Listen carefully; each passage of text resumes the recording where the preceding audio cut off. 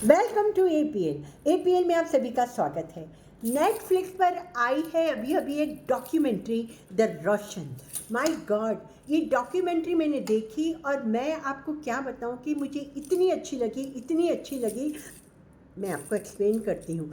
जो रोशंस है इसमें है ना, इसके बारे में एक बात मैं कहना चाहूँगी कि पहले जब कश्मीर में शूटिंग हुआ करती थी तो लोग कहते थे कि इसका कैमरा मैन ने क्या काम किया है, मगर बात ये थी कि कश्मीर इतना खूबसूरत है कि किसी भी एंगल पे किसी भी जगह कैमरा रख दो वो खूबसूरत ही लगेगा।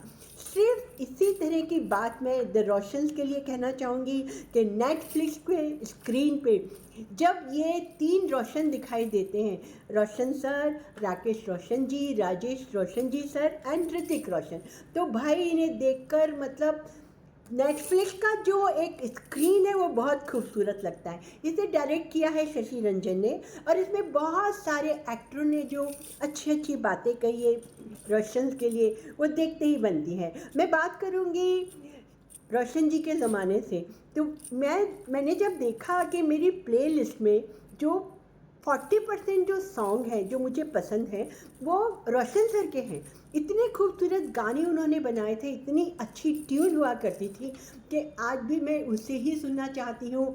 तुम अगर मुझको न चाहो, निगाहें मिलाने को जी चाहता है, यानी अनगिनत गाने जो मेरी प्ले लिस्ट में मेरे फेवरेट हैं वो रोशन सर के हैं। उन्होंने डॉक्यूमेंट्री में बहुत अच्छा दिखाया है उनका स्ट्रगल, उनकी कामयाबी, उनके बीच में बहुत सारे ख़राब दिन भी आए थे, कैसे उनकी इराजी से शादी हुई थी। And I am very lucky, मैं अपने आप को बहुत लकी मानती हूँ कि मैं इस फैमिली को अच्छे से जानती हूँ। और इराजी जब थी तो उनसे मेरी बहुत सारी बातें हुआ करती थी। वो इतनी खूबसूरत लेडी थी, उनसे बात करके बहुत मज़ा आता था और उन्हें म्यूज़िक का इतना सेंस था।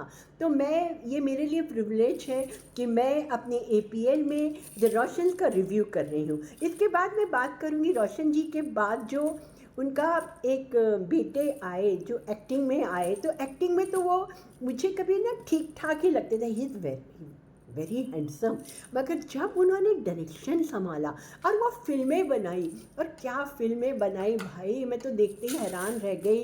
और उसके बाद एक के बाद एक हिट फिल्में उन्होंने दी, कोई मिल गया, कोयला और क्रेश और ना जाने मतलब जो फिल्में उन्होंने बनाई वो बहुत हिट थी। और उनका जो एक विज़न है राकेश जी का वो बहुत ही खूबसूरत है, बहुत ही अच्छा है। और सबसे बड़ी बात, he is very simple man. मैंने जब भी उनसे मैं मिली हूँ, उनसे बात की है, मुझे लगता है कि he has lot of intelligence in his eyes. उनकी आइज़ में देखो आप तो लगता है कि ओह, किसी इंटेलिजेंट आदमी से बात कर रही हूँ मैंने उनके साथ बहुत अच्छी अच्छी बातें भी की हैं। फिर मैं राजेश रोशन जी पे आती हूँ। वो इतने सिंपल आदमी हैं कि मतलब मुझे नहीं लगता कि कभी उन्होंने गुस्से में किसी को शट अप भी कहा होगा। It's so simple. मतलब आप बताइए ना कि एक फैमिली में 4 लोग हुए हैं एंड चारों फुल ऑफ टैलेंट। कभी ऐसा नहीं होता, हर फैमिली में टैलेंट होता है, कुछ में नहीं होता। भाई कोई कोई इतना टैलेंटेड नहीं भी निकलता, ऐसी भी फैमिलीज हुई हैं। टैलेंट हर फैमिली में बंदों में होता है, मगर ये रोशन जो है ये एक ऐसी फैमिली है कि हर कोई बंदा इसमें, क्या रोशन सर ले लो, क्या राकेश रोशन जी ले लो, क्या राजेश रोशन ले लो, क्या ऋतिक रोशन ले लो, मतलब 4 बंदे हैं, चारों ही मतलब आप कह नहीं सकते कौन किससे बढ़कर है। तो ये डॉक्यूमेंट्री देखते समय मुझे बिल्कुल ऐसा लगा कि अरे इसके तो और एपिसोड होने चाहिए, इसके बारे में बात करते रहे। और एक एक एक्टर ने जो जो बात इस फैमिली के लिए कही है ना, वो तो भाई इतनी सच है। इस फैमिली के लिए जितनी मैं तारीफ़ करूँ बहुत अच्छी है। और ये हमारी इंडस्ट्री के लिए एक वेरी प्राउड फीलिंग है कि रोशन जैसी फैमिली हमारी इंडस्ट्री में है। और ऋतिक रोशन, भाई ऋतिक से मैं जब भी मिली हूँ इतना हम्बल इंसान है और इतना मैनर्स वाला लड़का है वो, कि आपको ऐसा रेस्पेक्ट देता है कि भाई देखते ही बनता है। तो मैं इस फैमिली के लिए यही कहना चाहूँगी कि ऑल द बेस्ट। ऐसे जो एक कहावत बनी है ना, the best there is, the best there was and best there will be. तो दिस इज़ रोशन्स फैमिली। ये मतलब हमेशा इतने माइलस्टोन बनाएगी आगे भी, और मैं भगवान से दुआ करती हूँ इस फैमिली को बहुत आगे ले जाएं, और जो सक्सेस इस फैमिली को आज तक मिली है उसे और भी उससे डबल ट्रिपल सक्सेस देना। माशाल्लाह माशाल्लाह माशाल्लाह। एंड राकेश जी, राजेश जी एंड ऋतिक, आप हमेशा खुश रहें। मैं कभी आपसे मुलाकात होगी मैं ज़रूर मिलूँगी। और ऋतिक, मैं तुम्हें बहुत बहुत बधाई देती हूँ। मैं कहती हूँ जितने अच्छे तुम एक्टर हो, एक दिन तुम डायरेक्टर भी बनो। मुझे बहुत मज़ा आएगा कि तुम्हारे अंदर बहुत विजन है। मैंने जो तुम्हारी इस डॉक्यूमेंट्री में जो भी बात आपने कही है, जो भी बातें मैंने सुनी है, मुझे लगता है you can be a good director also. तो मैं द रोशन जो नेटफ्लिक्स पर आई है, आप किसका वेट कर रहे हैं? आप देखिए जाकर, आपको मज़ा आएगा। ऐसे तो नेटफ्लिक्स पे बहुत सारी नेगेटिव चीज़ें भी आती रहती हैं, नेगेटिव फिल्में भी आती रहती हैं, हमारी इंडस्ट्री में भी नेगेटिव चीज़ें बनती रहती हैं, अच्छी भी बनती रहती हैं। मगर ये जो ऋतिक रोशन और रोशन्स जो डॉक्यूमेंट्री है, तो this is one of the best thing happen on Netflix.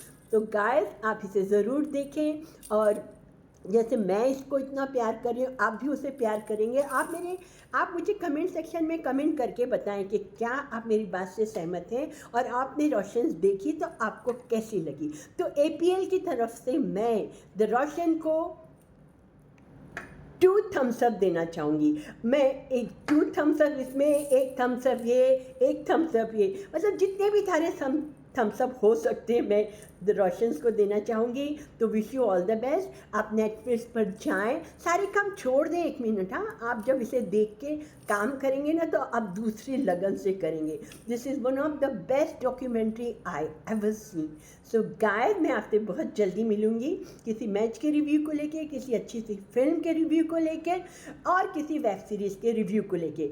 और मैं उम्मीद करती हूँ कि आने वाले दिनों में भी ऐसी अच्छी अच्छी डॉक्यूमेंट्री बना करें। लेकिन डॉक्यूमेंट्री बनाने के लिए इतने अच्छे लोग भी होने चाहिए, और लेकिन हमारी इंडस्ट्री में बहुत अच्छे लोग हैं, बहुत टैलेंट हैं। तो गाइस, अब मैं आपसे विदा लेती हूँ। अब अपना ध्यान रखें, दुआओं में मुझे याद रखें, मेरे यूट्यूब चैनल को ज़रूर सब्सक्राइब करें। तो अपना ध्यान रखें, तब तक के लिए बाय बाय।